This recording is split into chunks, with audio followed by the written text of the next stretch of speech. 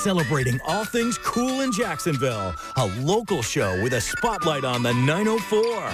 With hosts Eden Kendall and Mark Payton. Featuring amazing stories from every neighborhood with Rance Adams. This is River City Live. Welcome to River City Live and happy Friday. And we are definitely feeling the Friday vibe. I'd like to welcome Greg Morton, a very funny comedian that's really been all over the world, numerous TV shows, and you decided to stop here and hang out with us for a little bit. You'll be at the comedy isn't that crazy? It is. Thank you. Yeah. We appreciate it. When last we saw you, you were on Bruce Hamilton's lap. Which was just hours ago.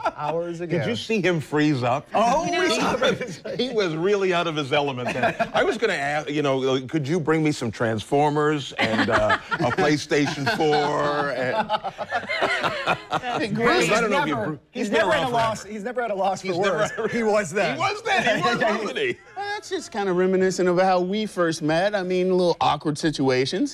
Yeah. What happened? Yeah. What are you talking about? We should have some romantic music though before we go into it. But go ahead. Wait, you know each other? Yeah. We go back. What, about 3-4 years? Oh, we go back, brother. Yeah, so get to the story because you guys go really far back. And our first experience together, we hung out in his hotel bed. Oh, yeah.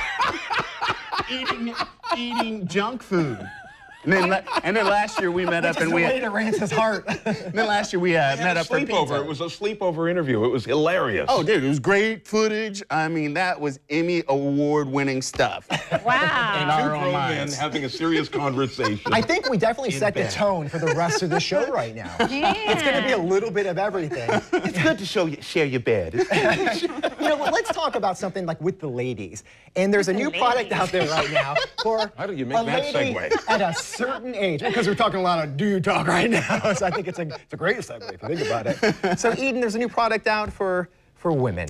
I don't know how I feel about this, but it's beer specifically for menopausal women.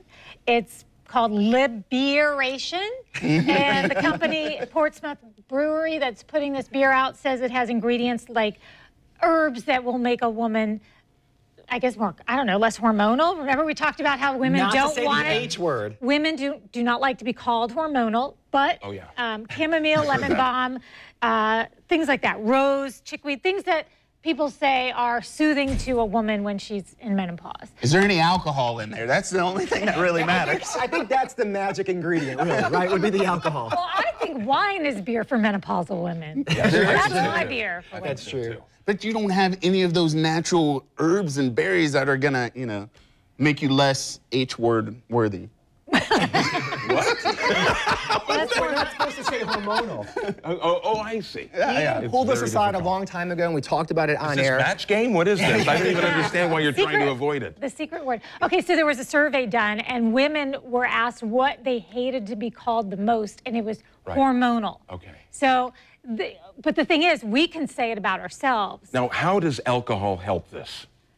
Alcohol helps everything. Right? That's on one of these cards, I think. I don't see that. If you're menopausal and you're drinking, I don't even care anymore. My kids never call me or nothing. They don't care. Leave me alone. Who do you think you are? I'm here to help. All right. I'm ready to sit on your lap, Mark. Here's what I really, truly think this is. I think that all of these different beer companies, they have their niche. Have you seen lately? I don't know which one it is. Michelob? They have one for kids? The new beer for little kids. I think they're going for the menopause. They have the Harry Potter beer, don't they? Harry Potter beer. They do, isn't it? But that's not alcohol. It's a gateway. It's a gateway drug. It's a gateway. It's a gateway beer. That's what I heard, right? It all starts at Harry Potter and the Sorcerer's Stone. Sorry. Stone is another gateway thing to talk about. To grab that and move on. All right, so let's shift gears this all together because this has got really weird really fast. And there's a new study out. There's a new study out that has to do with your heart. And basically watching sporting activities, any type of sporting game, has the same effect as doing exercise. Watching it on TV increases your heart rate by 75%, and by watching a sporting event live, like being right there, 110%. So think about that for a second. That's like really... And watching cable news, 85%.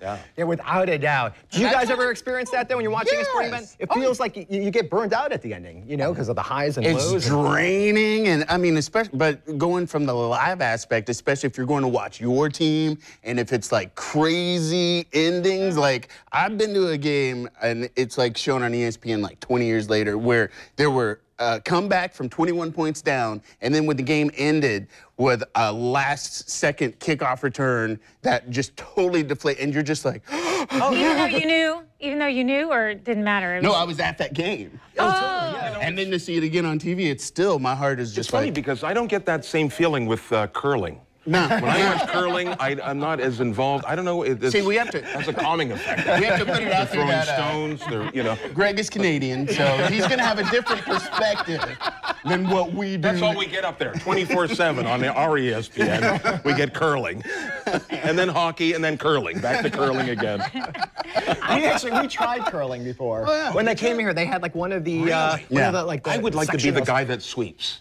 Because I like cleaning. You didn't clean your hotel room when I came that day. I mean, let's talk about it. What are you doing talking about? Don't you talk out of turn. You're not right. You guys are like a married couple. This is so weird. I know. That's why you're in between us right now. I think we have to go back to the beer. You guys can talk it out of the I'm feeling hormonal. Beer. Yeah, exactly. That's a lot of tension. Sports rally you up, Mike? Oh, you're not supposed to say hormonal. Oh, I know. That's going to raise the heart rate. Okay, so that's a touchy subject. And if we bring it back to football, there's another very touchy subject right now. And it had to do with Cam Newton, the quarterback for the Panthers. In a response to a reporter asked a question about running routes. And he kind of chuckled, and he thought it was funny coming from a woman. So now I know you were talking a lot about this on the radio, and it's all over the place. And he did have an apology, right? A statement that he put out there. Right. So she asked a really legit question, which I know this because I didn't understand a word of her question. Seriously. I mean, it was a good question. And he stopped short, laughed, and said, I'm sorry, it's just funny to hear a woman talking like that about routes. So, of course, I knew the minute I saw that this was going to be another poop storm, and maybe the NFL was thrilled because they could use something new. But right away, Dannon dropped him as their spokesperson. Yeah. Because they gear towards women, and they didn't like that. And today there was an apology. I guess he issued it yesterday. And I'm going to say, I'm not usually a fan. I always call it the unpology when a celebrity or anybody comes out with a written response and you know like somebody else wrote it. Mm-hmm. But he looked in the camera, whether someone else wrote it or not. I bought it. I loved it. He talked about his daughters. He said, I have 2 beautiful daughters, and I want them to know they can grow up to be anything they want. He said, I know I'm a role model. I own that responsibility. He said to, don't be like me, be better than me. Mm-hmm. So I really loved his apology. I accepted it. He even talked about how he learned something from this, and he hoped other people learned along with him. That's nice. I wish Anthony Weiner was more like him. Yeah, but I mean, that's my feeling is, okay, look, can we forgive and forget? If, but you don't even think he did anything wrong, right? Oh, no. What are you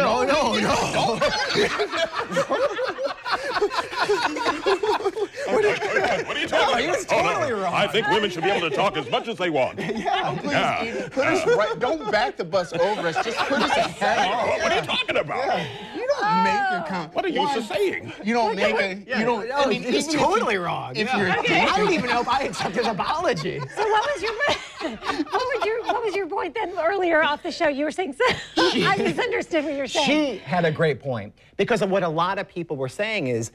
A lot of people were saying, not this guy, was that women reporters, they never played the game of football, so how do they know? And she came back and she said something, she's like, just about everybody in that room has never played football before, especially pro football. So you can't throw that out like, against a woman, which I totally agree with her Okay, on. so I got confused. And the way he said that, like his whole thing, I was like, whoa, what is he doing? Right. Especially at this point of his career. When you're in college, they train you how to work with media and to always have the right answers. Yes. And he did not have the right answers. And then when he's in the Super Bowl and when he lost and he just totally shut down, I don't know. I got to agree, Mark. Yeah, thank you. And it could be she plays a lot of Madden at home. You don't know. You never know. Whatever it is, though, she had a high football IQ. She knew what she was talking about. And if anything, it caught him off guard. That's what I think it was. Yeah, the reason I think I was I didn't understand what you were talking about is because, unfortunately, I'm one of those women that perpetuates that stereotype. So when, before the show, you were talking about routes and whatever, I was like, but that doesn't matter, because I wasn't on the same page as you because I didn't understand the language. Seriously. No, I think he was totally in the wrong. That's great. He apologized. So I'm very pro-woman. I don't know how much cleaning I have to do for this. I didn't understand what I was saying. He 100%. So he was expecting a question like,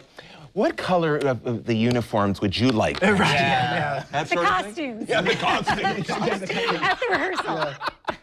Well, you know, let's just, again, switch it up because we just keep going crazy with everything we're talking about and bring it to something we could all agree on, and that is IKEA furniture is just amazing. And Rance, you have more on this. They're really building a bridge, if you will, and to get more people involved with it. So we all know what it takes to put IKEA furniture together, so they're making moves so you won't have to assemble the sofa or bookcase yourself. They are teaming up with TaskRabbit, and TaskRabbit lets users hire people to help them move, clean up the house and assemble furniture.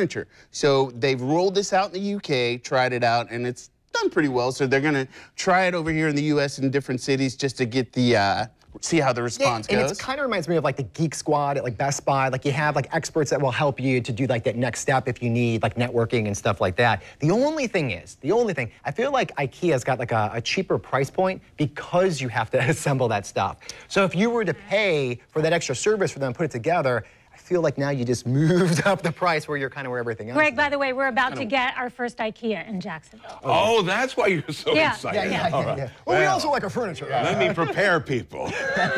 There's going to be a lot of fights, a lot of marital disputes over IKEA. Oh my gosh. Because what happens, this is how my wife and we do it. I put it together and she tells me how to do it. As I'm doing it. Oh, right. Right? Yeah, and because I'm pro-woman, that's exactly how it should be. But this is gonna hurt the men in this situation because, you know, a lot of us putting stuff together, that gets us like some cool points around the house. You know, the females in the house like, oh, that's masculine. He's doing the work around here and all that stuff. There's nothing masculine about taking a leg and like screwing it on a table because you don't even need tools for IKEA. I'll spend a whole day on just a coffee table. Just putting a coffee table, 4 legs, and I just give me some pliers, a wrench, and a hammer for what? I don't know. With my you just need the one little Allen wrench that they give you. You have your liberation beer, watching football while you're putting together IKEA furniture. This was a great setup. My LaCroix?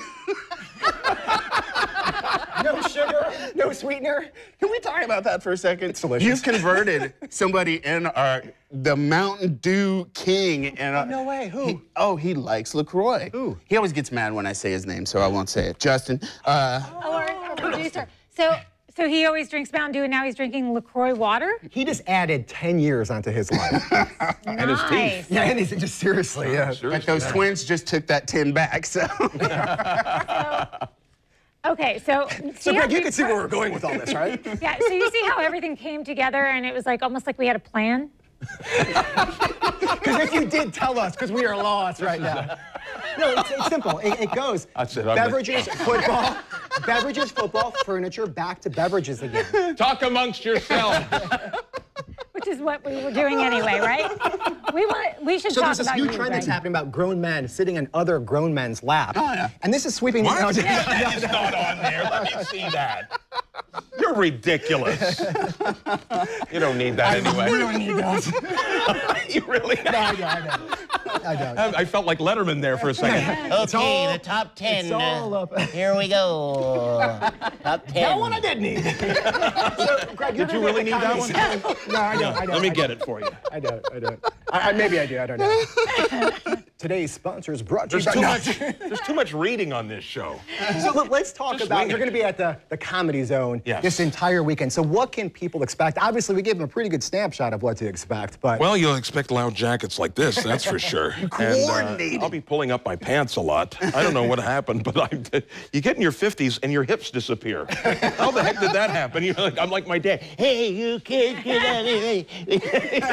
I'm walking around like this. This is not right, is it? Did I do that? Did I do that? When did I turn into that? Stefan Urkel. Yeah. So what do you put into your act? Like slice of life? Do you get here's political? my thing, okay? I love everything. So I put everything into my show. I like entertainment. Like, I grew up on those old variety shows. So I've got singing. I've got like a musical in there, which is called Election 2016. Oh, no. Oh, no, it's good. I get everybody. I get Hillary. I get you know. And no, I just don't want to say his name because people walk out. But this is the Donald, not Rosie O'Donnell. This is his real hair, and it don't care if it's cat hair. Hate speech, bait tweets, insults in every city. The RNC is on the phone. Better watch your tone. Not pretty. Oh, my gosh. And I'm doing impressions. Please play Plank for the Flower. Hey, Fred. Like Wild Scoop. Whoa. I'm doing movies. Join me, Luke. Join me on the dark side. I'm doing everything. It's an incredible show. You got to see it. When you say variety show, like you're hitting it out of the park variety show. Really, Well, Rance knows I did it in bed with him. Yes. So, I mean, my show. I don't mean... I'm sure something just came into his ear that he can't repeat. No, it just got into his... Okay, we got to go to commercial. If I only had my card that's over there, it could totally save us. Do you do any voiceover work? Yes, I did, and then I found out that comedy pays less, so I got into comedy. Good choice. Excellent. 'Cause you have a great just voice in general without even Yes, doing but I have a face for radio, so it's not going to happen. Look at this. See, it's not working. It's not working. And now the news. You know, Greg, there's some really pretty people in radio, too, just so you know.